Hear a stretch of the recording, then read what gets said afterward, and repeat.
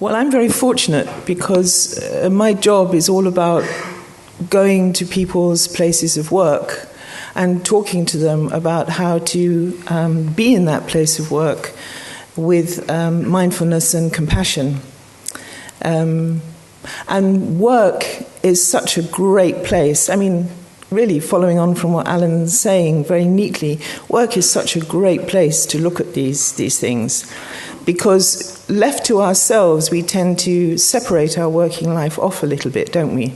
It's not quite our real life, but it's fantastically important to us, and it's the place where so much of our hope and fear runs rampant, really.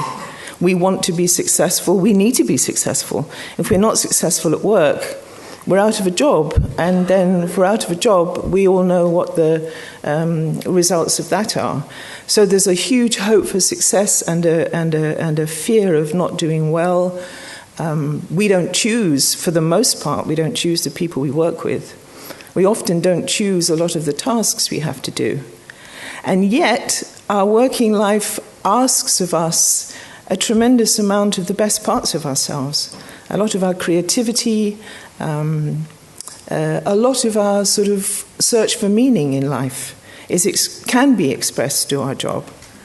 But at the same time, a lot of our stress, an amazing amount of our stress, disappointment, fear even, frustration comes out in our working lives. So it's a wonderful environment to look directly at what we do with any meditation and compassion instruction we receive.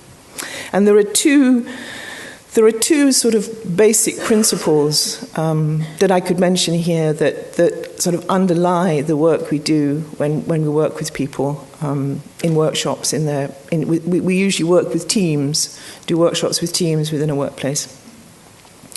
And one is the sort of startling fact that anything that's happening to us in life generally has an awful lot to do with what's going on inside our own minds. And it would be so much more convenient and straightforward if we could just blame all the bad stuff on all the stuff out there and just sort of think it's not our fault. But we know that that's not the case. How our mind is will determine how we interpret or how we perceive everything that's happening to us at work, from the good stuff through to the bad stuff.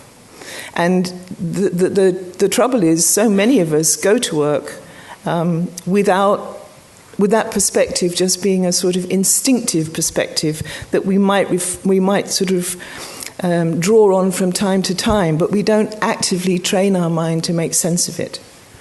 And that's something that we do. We look at actively training the mind to recognize the interconnectedness of what's happening outside and inside. So Dalai Lama will sometimes talk about how if you want to bring about outer disarmament, you need to start off with inner disarmament, which I think is a wonderful way of expressing that relationship.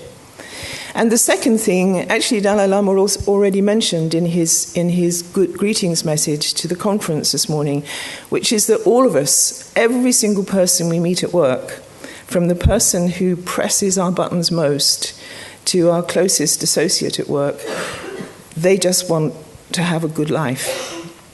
We all just want to have a good life, to do our best, and things to go all right. And we don't want the bad stuff.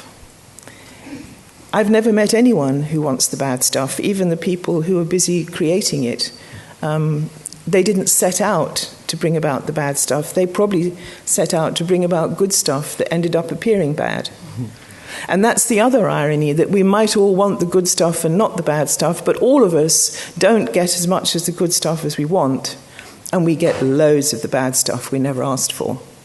So there is a tremendous common bond and humanity that we can draw on at the level of the workplace to understand that all the struggles we face at work are being faced by everyone else we work with.